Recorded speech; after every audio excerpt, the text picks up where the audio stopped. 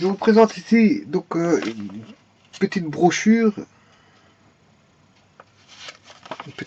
qui va concerner, je veux dire, euh, la santé, mais bien sûr, toujours demander des conseils à son propre médecin ou à oui, généralement son médecin qui va vous conseiller sur on va dire un extrait de rhizome de curcuma. Voilà. Alors, vous voyez ici la brochure. Euh,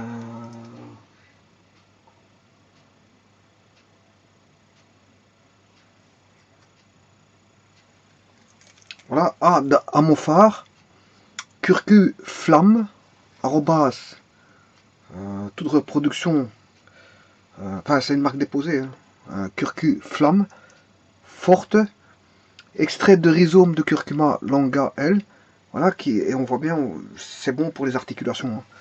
Alors, partout il y a un mouvement possible, un degré de liberté. Ben, je parle par exemple des mains, il y a des degrés de liberté, les doigts, il y a des degrés de liberté. Je parle des coudes, ben voilà, justement, il y a le coude, les genoux, et bien sûr le bas des pieds. Les pieds du bas ont des articulations, ainsi que les doigts de pied, ainsi que le pied du bas. Et notamment le cou aussi une articulation. Et les épaules. Voilà. Donc partout il y a des mouvements, bon, où il y a comment est-ce qu'on a un membre qui est solidaire avec un autre au travers d'un il est solidaire mais avec la possibilité d'un mouvement de l'un par rapport à l'autre. Donc à ce moment-là on a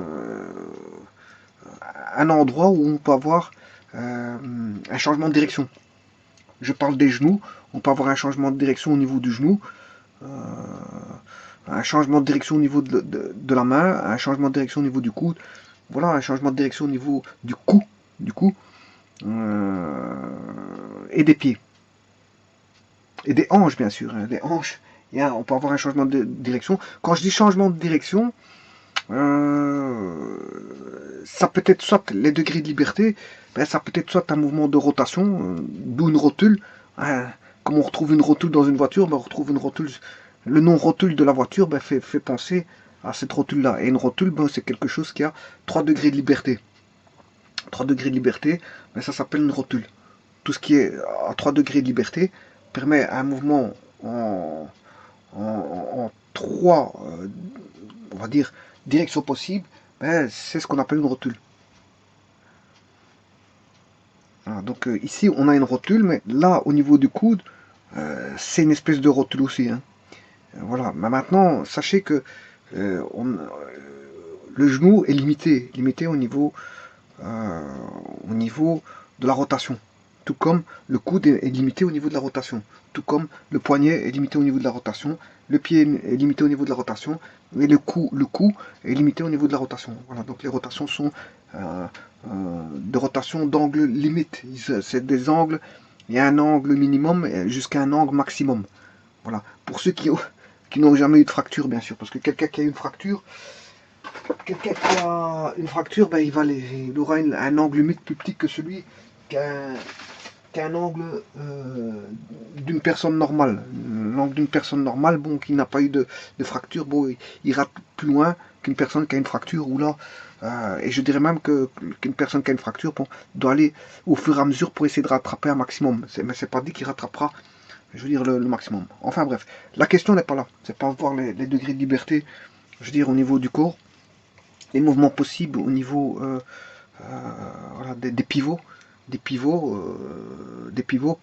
où il y a possibilité d'avoir une désolidarisation de la direction, on va dire, d'un membre par rapport à un autre. Par exemple, si je sous-entends que là, on a un os long, qui est le tibia, enfin le tibia il est ici, et le péroné, voilà, là on a un os long, et bien cet os long ici, qui est le fémur, eh ben, le fémur est, je veux dire, désolidarisé par rapport au tibia et au fémur, justement pour avoir une certaine changement de direction, et je dirais un changement angulaire. Un changement angulaire. Voilà. Et sachez qu'un, par exemple, si je prends le genou, il n'ira jamais dans l'autre sens. Il peut aller dans l'autre sens s'il est cassé. S'il est cassé, ben, il pourra aller voilà, dans l'autre sens. Mais s'il est, s'il est, le genou ne peut aller que vers l'arrière, voilà, vers l'avant, à un petit degré, mais on n'ira jamais très fort en avant parce que ça, c'est voilà, une articulation cassée. Avec une articulation cassée, c'est normal que, je dis, la personne au niveau de ses os devient un pantin. Il devient un pantin parce que justement c'est cassé. Donc c'est comme si voilà, c'était un pantin où on aurait des ficelles. Bon, l'os ne joue, les os ne jouent plus le rôle de ce, voilà, on va dire de matière permettant la stabilité, la charpente d'un individu. Parce que les os, c'est tout simplement une charpente charpente osseuse qui permet, je veux dire, si on avait de la chair, ben on tomberait. Voilà, et on aurait de la chair, on tomberait. Et donc là, les os, c'est la charpente, je veux dire, du corps humain. Voilà. Et donc, au niveau des mouvements, quelqu'un qui fait énormément de mouvements, je sous-entends par exemple tous les métiers qui travaillent fortement avec leurs genoux, je pense aux carreleurs, ceux qui travaillent des mains, je pense voilà, aux informaticiens, aux maçons, enfin beaucoup de métiers. Bon, par exemple, pour les informaticiens, il existe aussi. Voilà. Pour les informaticiens, il existe ceci.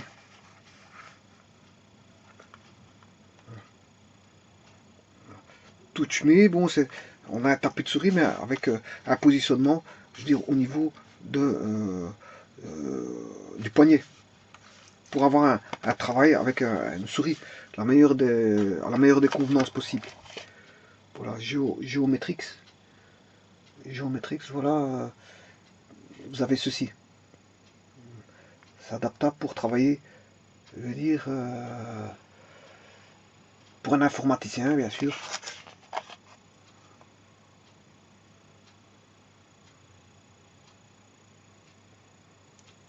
Voilà, un informaticien qui travaille longuement avec une position assise. Bon, l'informaticien peut avoir mal le dos aussi, il peut avoir mal le dos. Parce que là-bas, on a des enchaînements dos.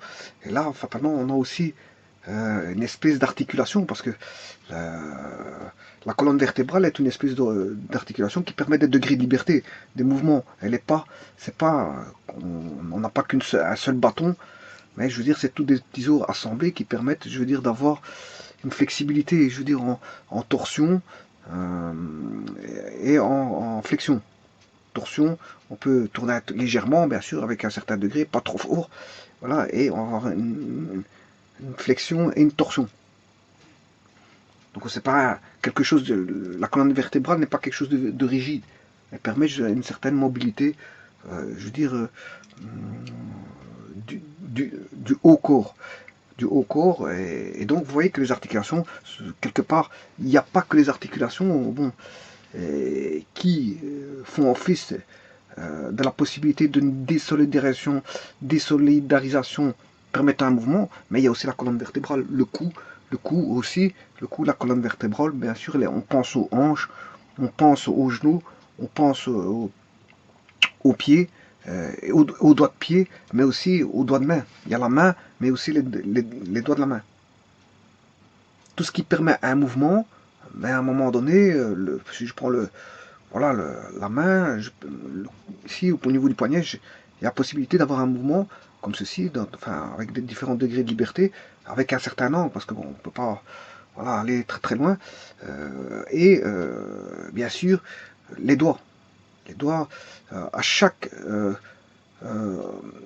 endroit pivot, voilà, à chaque endroit pivot, ben, qu'est-ce que j'ai? Ben, j'ai une articulation. Une articulation, et à chaque endroit où il y a la possibilité d'un mouvement, au travers des articulations, ou même, je dirais même du dos, hein, prenons le dos aussi, qui est une espèce d'articulation aussi. Enfin, je ne veux pas dire Voilà, ça permet un mouvement le dos. Hein. Je vous ai dit, vous pouvez faire de la flexion ou de la torsion, de la flexion, voilà. Euh, voilà. Et donc ici, on peut avoir des problèmes liés au dos parce qu'on a trop bougé, trop fait de mouvement à son dos. Et le dos, c'est même, je veux dire, quelque chose qui peut prendre du poids, enfin, qui peut supporter le poids. Et trop de poids, ben, ça fait mal au dos. Trop de poids, supporter trop de poids peut faire mal au dos. Comme supporter son propre poids peut faire mal au dos. Supporter son propre poids peut faire mal aux genoux, hein, parce que tout son propre, le poids d'une personne ben, peut être, je veux dire, à la longue, bien sûr, pas tout de suite, mais à la longue, à force de marcher, une personne qui est obèse ben, subira plus de bobos aux genoux que quelqu'un qui n'est pas obèse. Il a plus de risque d'avoir un problème d'articulation au niveau du genou parce qu'il est obèse. Mais les problèmes d'articulation sont de nombreuses, peuvent venir de beaucoup de choses. On parle quelqu'un qui a eu un accident de voiture, quelqu'un qui a reçu un coup au genou, par exemple, au football, un accident de voiture, quelqu'un qui va frapper son genou voilà, sur le tableau de bord, quelqu'un qui tombe à vélo, qui se fracture le coude, et bien à la longue, après, bon, on peut avoir des problèmes d'articulation qui peuvent survenir aussi. Voilà. Donc je parle de poignet aussi, du poignet, des genoux, voilà, partout où quelqu'un aurait eu une fracture, fatalement, s'il a une fracture, ben, il a un antécédent. S'il a un antécédent, c'est un peu normal qu'il risque, je ne dis pas qu'il va avoir forcément, mais il risque d'avoir bon, des petits problèmes d'articulation, parce il a endommagé son articulation. Voilà. Alors je pense par exemple au pied. Au pied, on peut avoir un problème au pied. Voilà. Au pied, quelqu'un qui ne met pas des bottes quand il conduit une moto, mais s'il ne met pas ses bottes, bon, s'il a une fracture au niveau de voilà, du bas du pied, ben, au niveau de la malléole et au niveau de l'articulation, euh, ben, je veux dire, il aura des problèmes, il risque d'avoir des problèmes d'articulation articulaire par après. Maintenant, il y a de nombreuses maladies qui donnent des problèmes articulaires. Bon, je pense à des maladies génétiques. Bon, là, la personne n'a eu aucun antécédent, mais comme c'est génétique, bon, voilà, elle va produire des inflammations au niveau des articulations. Maintenant, autre chose, c'est qu'on a une usure des articulations, parce que qui dit une usure, pourquoi? Parce que on a beaucoup bougé le membre et tout dépend du poids du corps. Si quelqu'un qui bouge beaucoup son membre et qui est pesant, par exemple au niveau du genou, bah, il va utiliser son genou. Quelqu'un qui travaille énormément dans un milieu où il fait toujours les mêmes gestes, bon, au début, il va avoir des petits bobos d'articulation, mais après, ça risque d'être un problème qui va être récurrent, et je dirais même un handicap invalidant à la longue, parce que si l'inflammation dure, parce qu'en fait, euh, la personne est fait toujours ses mouvements malgré ses inflammations, mais fatalement, l'inflammation va s'aggraver et peut risquer d'avoir un problème articulaire, je veux dire, à vie. Voilà. Donc ici, comment maintenir ces articulations souples et résistantes, aider à la préservation du cartilage, eh bien, c'est de prendre justement ce curcuflamme forte, extrait de rhizome de curcuma longa. Voilà, la boîte est là, elle est là. 1 à 2 comprimés par jour. Suffit, mais bon, vaut mieux demander, je veux dire, c'est des boîtes de 20 à 60 et 120 comprimés. Donc voilà, ça c'est toujours demander des conseils à votre médecin. Pourquoi curcu flamme forte? Mais assimilité très élevée, comprimé très petit, mais puissant, effet rapide. Voilà, donc c'est un effet qui va arriver tout de suite. Qu'est-ce que le curcuma? Ben, le curcuma est un extrait de rhizome de curcuma longa qui est utilisé en Asie et plus particulièrement en Inde depuis des siècles pour ses effets bénéfiques. Le curcuma contient des curcuminoïdes actifs dont le principal est la curcumine. Alors la curcumine soutient la fonction articulaire et aide à préserver sa souplesse. Curcuflamme, qui est une marque déposée forte, est un complément alimentaire adapté à tout âge de la vie lorsque les muscles et les articulations sont particulièrement sollicités, notamment par la pratique du sport. Ouais, j'ai oublié le sport. Ouais, ouais, quand je vous disais tout à l'heure, bon, un accident de voiture, ça peut être faire du sport au travail, bon, en faisant ses loisirs,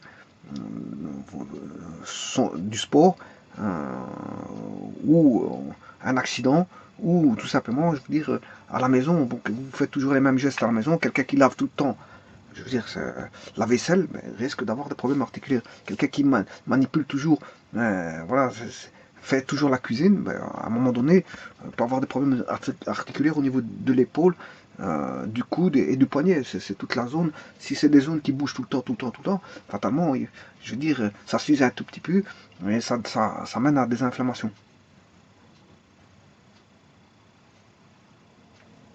Alors, certaines inflammations, c'est juste des petits os qui se sont, je veux dire, aussi on peut entrevoir des inflammations, c'est des petits os qui se sont, je veux dire, dégrippés, voilà, du système osseux et qui viennent créer une inflammation. On peut trouver ça. On peut trouver, je veux dire, des petits os parfois qui se désolidarisent, je veux dire, d'un os, et bon, qui viennent gêner, et avec les mouvements articulaires, ben, on ressent des brûlures. On ressent des brûlures.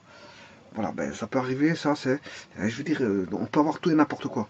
Tout et n'importe quoi. Généralement, ce qui va beaucoup poser problème, c'est les mouvements répétitifs, les mouvements répétitifs. Bon, et les mouvements répétitifs et rapides vont créer, je veux dire, des inflammations au niveau des articulations.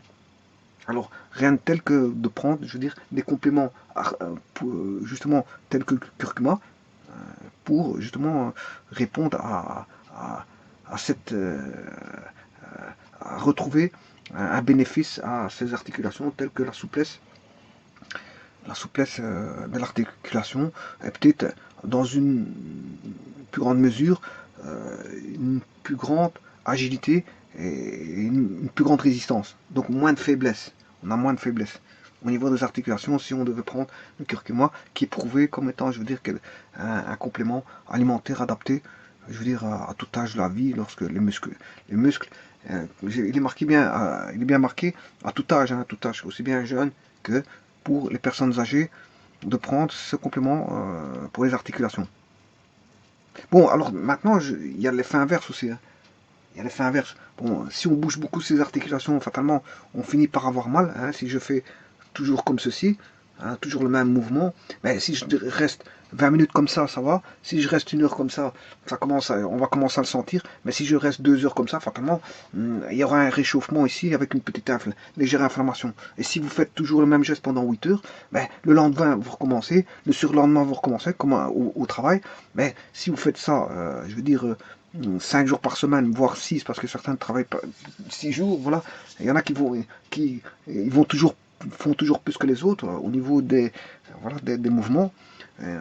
Voilà, certains vont travailler 2 jours, d'autres travaillent 3 jours, d'autres 4 jours, d'autres 5 jours, d'autres 6 jours, on va peut-être les appeler, je veux dire, pour faire des heures supplémentaires, et qui vont accepter, donc fatalement, ils vont peut-être accepter pour avoir voilà, au niveau pécunier, je veux dire, des meilleures rentrées, mais il y aura, bien sûr, c'est quand même le corps qui donne, je veux dire, c'est le corps qui va être sollicité. Parce que l'esprit pense à vouloir faire des heures pour gagner plus d'argent, mais c'est quand même le corps qui travaille. Donc en fait, c'est comme une infirmière qui penserait à, je veux dire, arrondir ses fins de mois en faisant la journée et la nuit. Bon, à ce moment, on se demande à quel moment, je veux dire, elle va dormir, mais dans sa tête, elle pense, je veux dire, euh, elle, elle est, on va dire, motivée pour faire le jour et la nuit. Hein. Ça, c'est dans sa tête. Mais dès le moment où avec le temps, parce que ça vient pas tout de suite, hein, ça peut venir quelques temps après, certains après 1 an, 1 mois, d'autres après 2 mois, d'autres après 4 mois, d'autres après 6 mois, ça dépend de la résistance de chaque corps, mais à un moment donné, le corps ne suivra plus. Bien que l'esprit veuille, ben, le corps ne suit pas l'esprit, parce que c'est entre le corps et l'esprit, c'est quand même le corps qui travaille, et c'est mais l'esprit, c'est lui qui a décidé, mais malgré qu'il a décidé, le corps à un moment donné va se dire que bon, il y a une limite à ce que l'esprit demande. Donc, quand l'esprit pense que, je veux dire, la personne va pouvoir être capable de répondre aux besoins qui sont des besoins demandés par des, comment on appelle ça,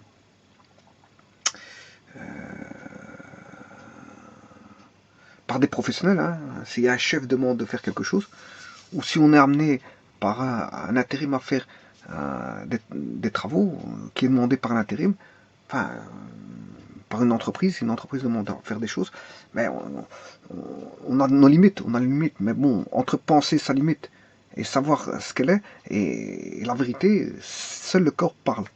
Voilà, donc en fait, travailler 2 jours, bon, c'est pas encore, je veux dire, la mer à boire, mais si travailler 6 jours constamment, ou travailler le jour et la nuit comme certaines infirmières, ouais, à un moment donné, c'est l'esprit qui veut ça, mais pour avoir des rentrées plus importantes fin de mois, mais le corps va vite, je veux dire, déchanter. C'est lui qui aura son mot à dire parce que c'est le corps qui travaille. Voilà. Donc, bouger toujours ces articulations, fatalement, je veux dire, si on bouge constamment, prendre des caisses ou peu importe, faire des gestes habituels, des gestes qui sont répétitifs, euh, bon, si c'est, on a des temps si on a des temps de repos entre deux travail, ça va, mais si on bouge toujours l'articulation, quel que soit le type d'articulation, eh bien, à un moment donné, ben, l'articulation va être enflammée. Et je veux dire, là, à ce moment, on ne demande qu'une chose, c'est le repos. Alors, il faut pouvoir reposer la source, c'était quoi? Ben, c'est parce que la personne bouge beaucoup.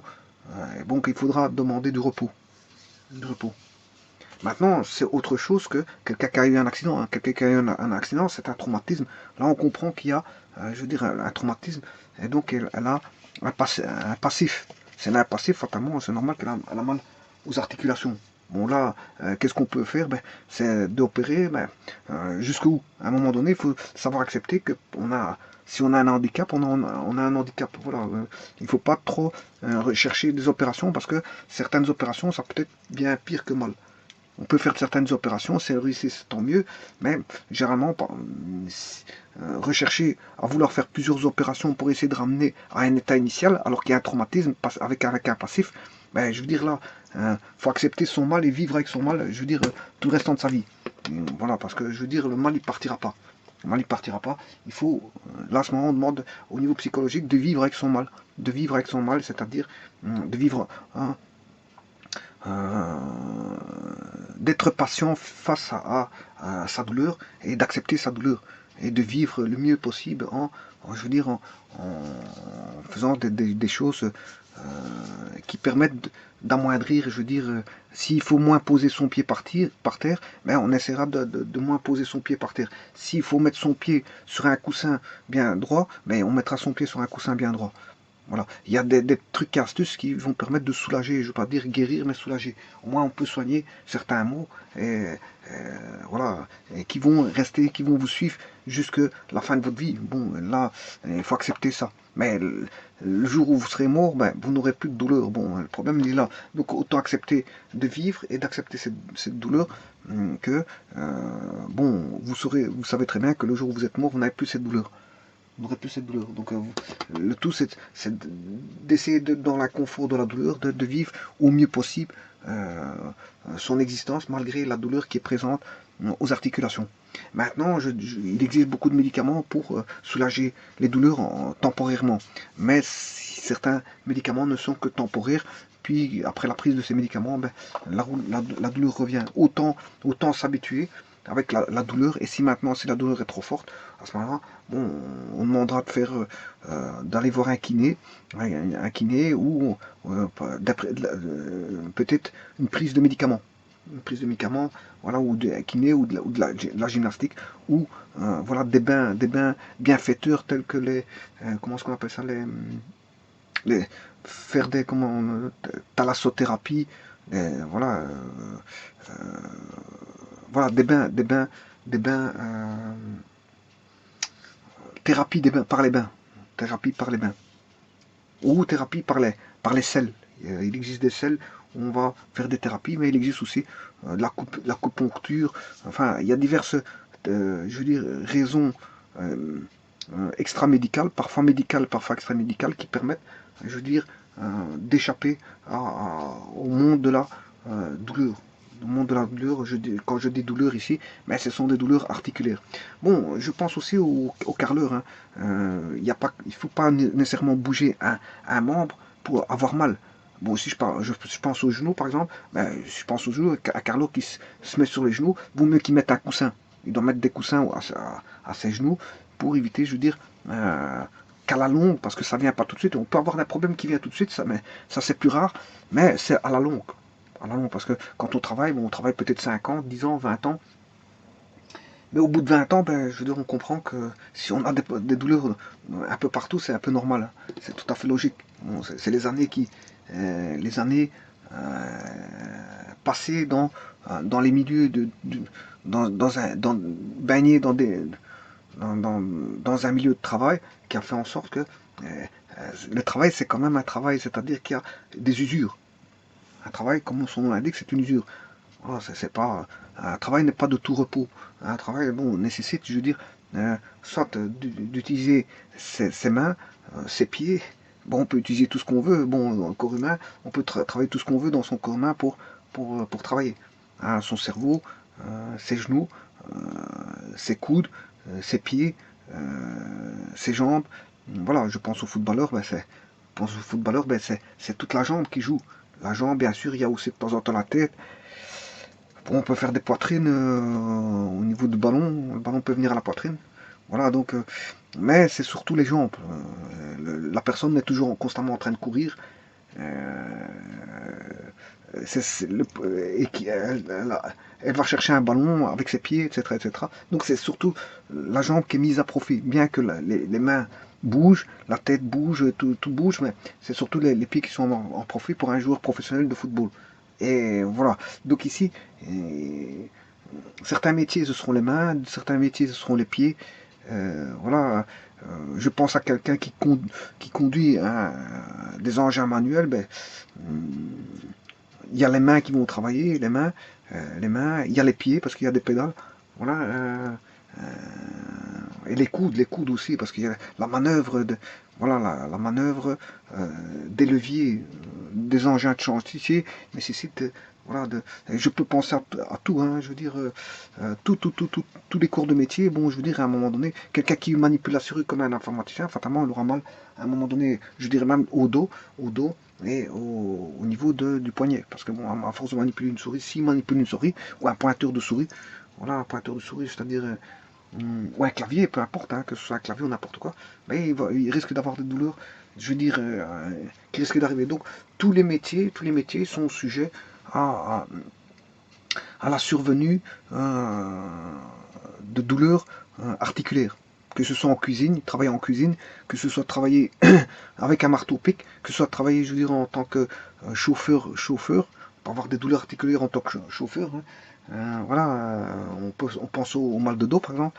Voilà, on peut avoir voilà, vous allez travailler en tant que caissier à la caisse, ben, on manipule, bon, comment on appelle ça, les produits du magasin, bien, les caissiers, tout métier, qu'il soit manuel ou faisant travailler le genou ou le dos ou le pied ou le coude ou voilà, peu importe, je veux dire, est censé, je veux dire, à un moment donné, amener à des douleurs articulaires. Voilà. Alors ici, c'est juste, bon, c'est pas pour éliminer la douleur, je vous le dis tout de suite, hein, bon, c'est pour préserver, je veux dire, le plus possible ces articulations, l'usure de ces articulations. Et on peut commencer tôt, par exemple, à un âge qui est un jeune âge, adapté à tout âge. Donc au début, on peut prendre ça, je veux dire, un curcuflamme forte, je veux dire,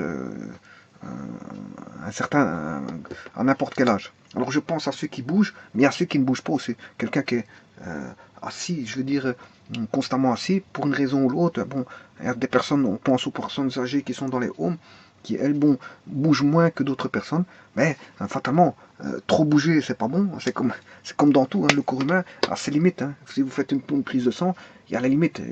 Si on prend par exemple la glycémie, ben, on a une limite de glycémie. Voilà, par exemple, j'imagine que la glycémie est entre 70 et 100, par exemple. C'est un exemple. Ben, si on est en dessous de 70, ben, c'est pas bon. On est en une hypoglycémie. Si on est au-dessus de 100, en hyperglycémie. Et là, voilà, le corps humain, c'est comme ça. Il a tous des dosages qui sont dans une zone normale qui est entre, par rapport à une loi normale, hein, une loi normale, je veux dire, ce qui est entre, dans une zone, enfin, dans une limite inférieure, enfin, on a une limite inférieure et une limite supérieure. Et tout ce qui est entre la limite inférieure et la limite supérieure constitue un intervalle. Et dans cet intervalle-là, euh, tout ce qui est, toute valeur dans cet intervalle est bonne. Mais si maintenant on surpasse l'intervalle, ben c'est pas bon. Et si on est en dessous de l'intervalle, c'est pas bon. Donc, par exemple, si je prends les micronutriments, si vous êtes au-dessus d'un intervalle, mais vous êtes en surdosage. Si vous êtes en dessous, ben, vous êtes en carence. Il y a le carence et surdosage. Et si vous êtes dans une bonne gamme, ben, vous êtes bon. Voilà, pour un nutriment. Je pense au fer, au manganèse, ou tout ce que vous voulez. Enfin, tout ce que vous voulez, non, parce que c'est les oligo-éléments, il n'y en a pas 50 000. Hein. Voilà. Ici, bon, c'est le curcuma, bon, ça apporte, je veux dire, et on imagine que derrière tout ça, il y a des vitamines, hein, c'est surtout ça, parce que euh, les vitamines sont un apport fondamental, je veux dire, pour les muscles, pour les articulations, pour les os, etc., etc. Donc ici, les articulations sont particulièrement sollicitées, notamment par la pratique du sport, une station debout, voilà, voilà. Si vous êtes toujours debout, ça, voilà, ça fait, voilà, une station debout prolongée. Ah, ça, je pense aux genoux. Station debout, je pense aux genoux et aux hanches. Alors, si vous marchez beaucoup, je pense, bon, c'est que vous faites travailler les pieds. Les pieds, quand je dis pieds, ça va jusqu'aux hanches. Hein. Vous aurez peut-être mal aux genoux, peut-être mal au bas du pied, ou soit aux hanches, pourquoi pas. Hein. Maintenant, si vous avez, vous pouvez avoir mal aux dents en marchant, ouais, parce que si une personne a un pied plus petit que l'autre, ou pour une raison ou une autre, marche pas de manière correcte, fatalement on va ressentir que là, il y aura un forçage au niveau de l'axe de symétrie d'un côté plutôt que de l'autre. Et donc on va comprendre qu'il y aura une inflammation qui risque de venir par usure. Par usure ou par, voilà, voilà, par usure ou par ou autre. Par une sollicitation trop importante, je veux dire, par rapport à un axe, d'un côté par rapport à l'autre. Parce qu'en fait, si la personne a un petit pied par rapport à l'autre, ou une autre raison, hein, s'il a une fracture hein, au niveau du pied, et que bon, voilà, la personne boite un peu, ben, notamment, qu'est-ce qui va se passer ben, ça va jouer au niveau de la hanche. Et donc, quand il va beaucoup marcher, oui, il risque d'avoir un problème du genou, mais un problème de hanche, mais en même temps, bon, comme tout est... Oui, je devrais faire ça. Voilà, au niveau de la hanche, comme il y a un décentrage parce que la personne boite, mais fatalement, la hanche va prendre, mais qu'est-ce qu'il va prendre aussi? Mais c'est le dos, parce que le dos, voilà, à la longue, s'il marche de trop, bien sûr, s'il marche pas beaucoup, bon, je veux dire, s'il marche un tout petit peu, bon, ça va se ressentir un tout petit peu, c'est tout. Mais s'il marche énormément, fatalement, ça va se ressentir énormément. Voilà. S'il marche pas du tout, fatalement, il se préserve. Parce qu'il se met au repos. Il se met au repos, donc il se préserve. Le repos est une bonne préservation, mais le problème, c'est que trop se reposer, se reposer, c'est pas bon non plus. Donc, parce qu'on ne bouge plus ses membres. Il faut un jeu, une normalité entre un jeu de repos et de travail, repos, travail, repos. Et bon, maintenant, ceux qui ont un corps la possibilité de forcer, ils peuvent forcer. Mais celui qui a un corps qui n'a pas la possibilité de forcer pour l'une ou l'autre raison, mais n'a pas à forcer. N'a pas à forcer, parce qu'on n'est pas obligé de forcer. Tout le monde ne fait pas de la compétition sportive. Je pense à la compétition sportive ou la compétition professionnelle, hein, je sais pas, parce que même au sein d'une entreprise, il y a des personnes qui veulent travailler plus que d'autres, montrer qu'elles sont capables, mais elles en font plus que d'autres pour bien se montrer, bien se faire voir, mais le problème c'est que, bon, je vous dis encore une fois, je veux dire, faut pas dépasser certaines limites. Les limites, si vous dépassez vos limites, pour juste vous montrer, c'est-à-dire que votre esprit, c'est votre esprit qui domine la chose en se disant bon, je vais montrer à mon patron que c'est moi qui travaille plus que les autres. Oui, ça c'est l'esprit qui veut ça, mais le problème c'est que le corps, à un moment donné, dans l'esprit de compétition, le corps ne suivra pas. On pense beaucoup à des personnes sportives qui disent qu'ils pensent, enfin qui veulent, qui pensent gagner contre un concurrent. Mais quand elles sont sûres de gagner, hein, avant un match ou un combat, elles sont sûres de gagner. Mais après, on remarque tout de suite que bon, entre ce qu'ils ont pensé et la réalité, bon, on a compris que la personne a perdu parce qu'en fait, c'est pas qu'elle s'est surestimée, mais c'est parce qu'en fait, il ne faut pas parler avant, mais après. Parce que quand on parle de trop avant, c'est l'esprit qui parle, c'est pas le corps. Le corps ne parle qu'au moment, je veux dire, de la compétition. Je pense à un match de boxe, je pense je veux dire, un match de football, je pense à tous ces sports qui vont demander une compétition et qui ne demandent pas de parler, je veux dire, de façon euh, à l'avance, en disant des choses qu'il ne faut pas parce que c'est l'esprit qui parle et c'est pas le corps. Le corps, lui, parlera au moment où la compétition se fera. Et donc c'est lui qui aura son mot à dire. Je veux dire, si la personne en face, bon, domine l'activité sportive par rapport à l'autre, mais enfin, l'autre personne perdra complètement. Perdra complètement.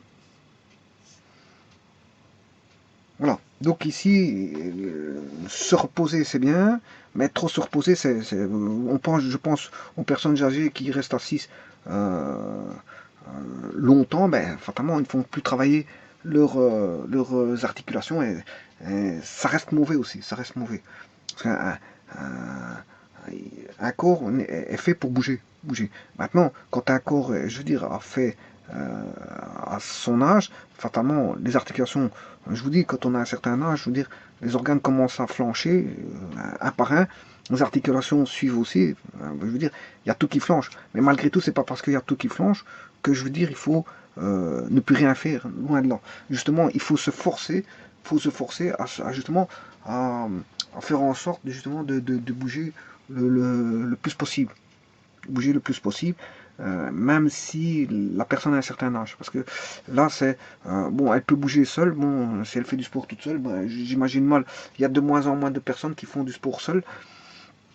Et donc, la meilleure des choses, c'est d'être entouré ou encore avoir un coach sportif ou, je veux dire, un kiné avec soi ou peu importe. Je veux dire, être entouré de professionnels qui permettront, je veux dire, si la personne a difficile à bouger, ben, d'être à côté d'une personne spécialisée qui connaît, je veux dire, les façons de procéder pour mettre un corps en mouvement de façon sans mettre en danger la personne. Sans mettre en danger la personne. Par un professionnel attitré, tel que je pense au kiné ou un coach sportif hein, ou un médecin ou peu importe. Hein, je veux dire une personne qui est capable de faire bouger une personne âgée et qui va l'aider et l'amener malgré ces problèmes, hein, ces différents problèmes, je veux dire, corporels, de pouvoir solliciter l'activité sportive et de, de, de mettre son corps en mouvement pour ses bienfaits. Ouais, parce que quand on met un corps en mouvement, c'est être, pour être bien normalement, hein, sans se faire de bobo et en faisant ça de manière non dangereuse. Alors, quand vous regardez, par exemple, si je prends un pays qui est la Chine, bon, et ça, ils ont compris, déjà, le curcuma, il vient d'Inde, de Chine, ils ont compris beaucoup de choses, hein, la Chine a compris énormément de choses. Une des choses qu'ils ont compris, c'est que les personnes âgées se mettent dans des parcs, parce que la Chine est un très beau pays, je vous le dis tout de suite, très beau pays, avec une faune et une flore, très, très belle faune et flore, avec des montagnes, etc. etc. Bon, il n'y a rien à dire sur ce pays-là, bon, très très beau pays. Eh bien, ces personnes-là peuvent faire de l'activité en plein air, aussi bien dans des parcs. Ouais, le seul inconvénient, c'est que le pays il est fort.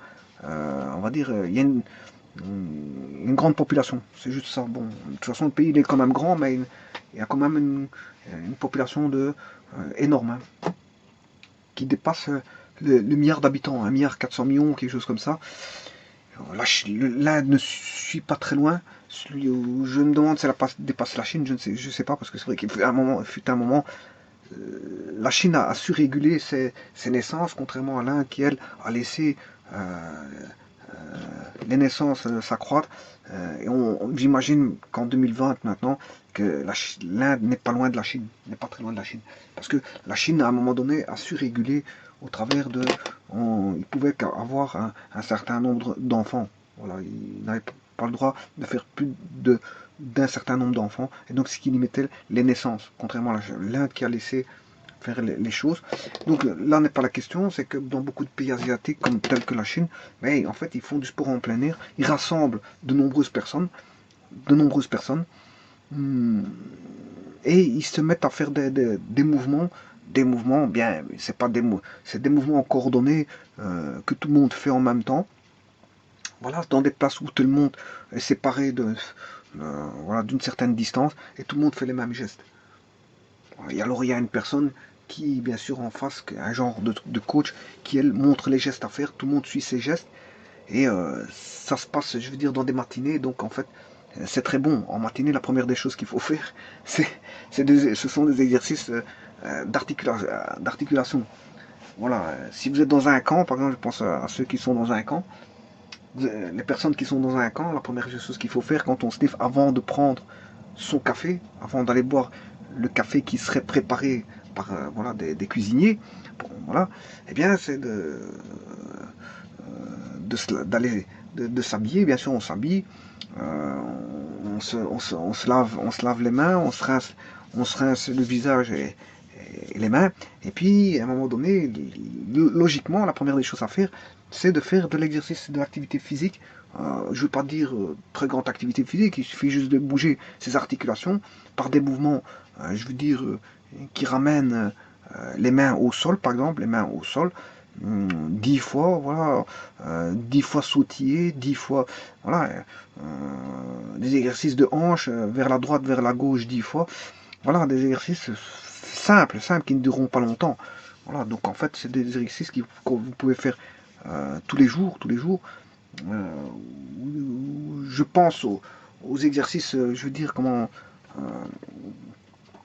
d'abdominaux, les abdominaux, mais là, quand vous faites des abdominaux, faire très attention, parce qu'à la longue, les abdominaux, vous pourrez avoir des maux de dos s'ils ne sont pas bien faits. S'ils ne sont pas bien faits, mais vous risquez, je veux dire, des maux de dos.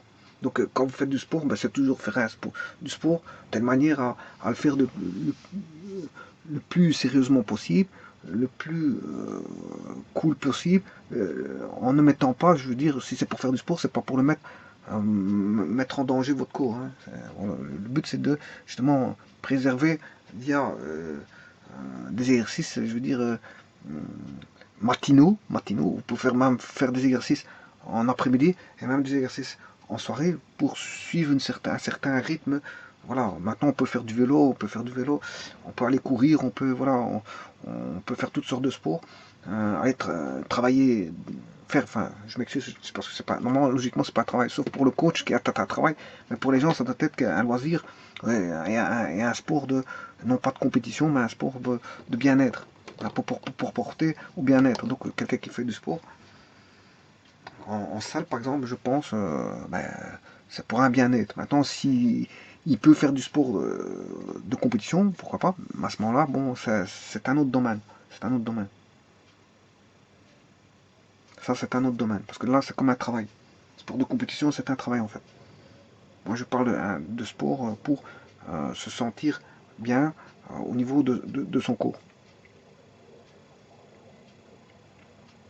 Alors maintenant, ici, voilà, Cœur que Flamme, CN4 26 94 404, ça c'est 20 comprimés, 60 comprimés CN4 26 94 420, 120 comprimés CN4 37 79 626, Curcu Flamme Forte, Amofar BVBA, Molenberg Gley, voilà, Skell, Belgium.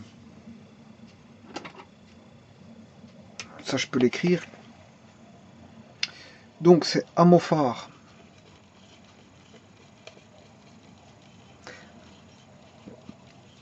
BVBA, Alors, c'est Molenberg-Gley 36 Skell.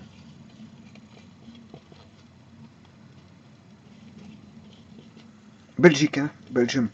Alors, je vais mettre le site internet. 3W, c'est simple. Point. Amophar.be.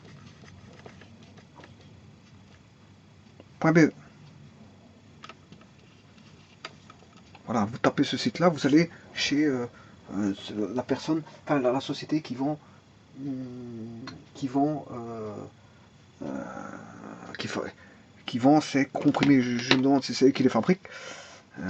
Sûrement eux qui les fabriquent, ou je n'en sais pas plus. Hein. Je voudrais voir, mais ça aide à la préservation, si vous voulez, du cartilage. Il maintient les articulations souples et résistantes grâce à ce fameux curcuma en fait.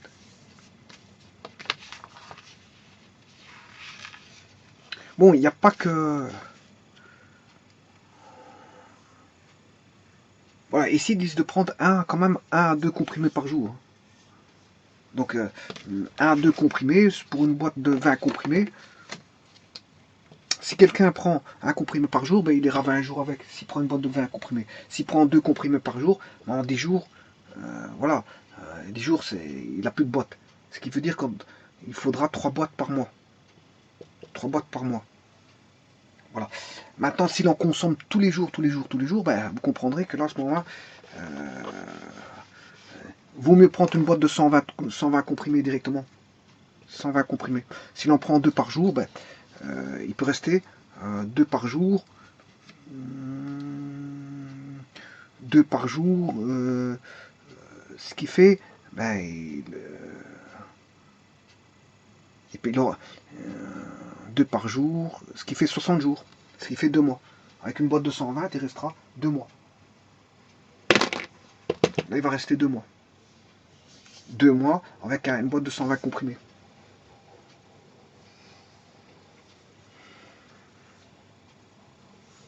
Donc 2 mois, sur une année, ben, il a besoin de 6 boîtes si vous voulez. Il a besoin de 6 boîtes. 6 boîtes de 120 comprimés par année. Bon, voilà. Donc quelqu'un qui en consommerait beaucoup pour ses articulations, voilà, et 6 boîtes par année, ça suffirait. 6 boîtes par année, ça suffirait.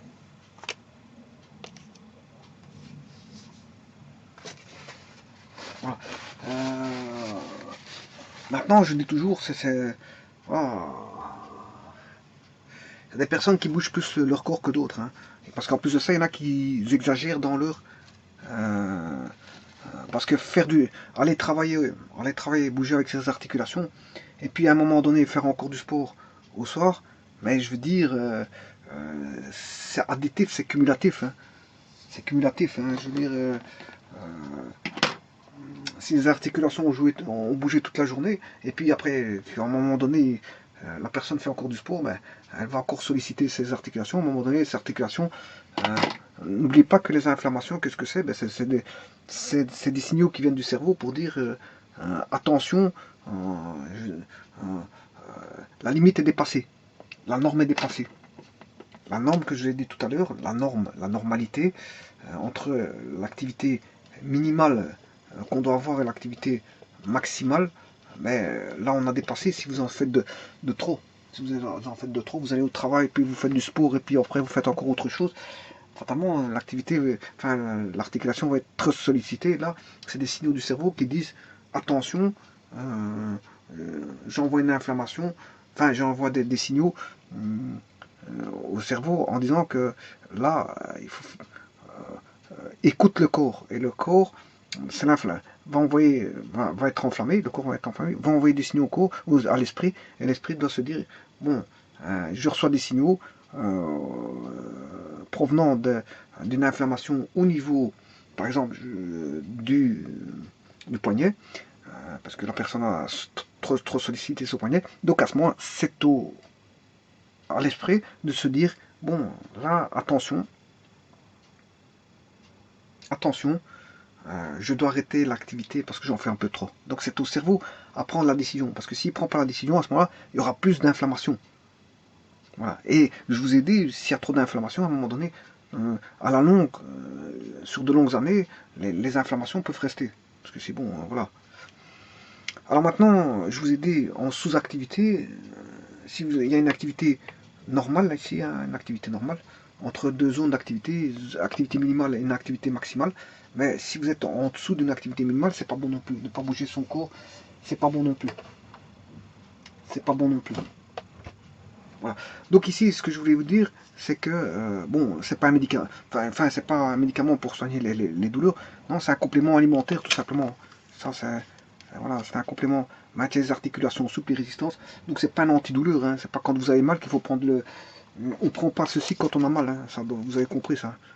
Bon, ça c'est pour préserver et on va dire renflouer, je veux dire de bienfaits les articulations. Si ça renflue de bienfaits, ben, c'est plus apte à les articulations sont plus aptes à résister puisqu'en fait on a préservé les articulations. Donc si on l'a préservé, ben, on a plus de résistance et peut durer plus longtemps qu'une personne voilà, qui n'aurait pas pris du curcuférum fort, parce qu'en fait, là-dedans, s'ils ont fait ce produit, c'est qu'il y a voilà, des substances qui sont bénéfiques pour les articulations et que c'est quelque chose voilà,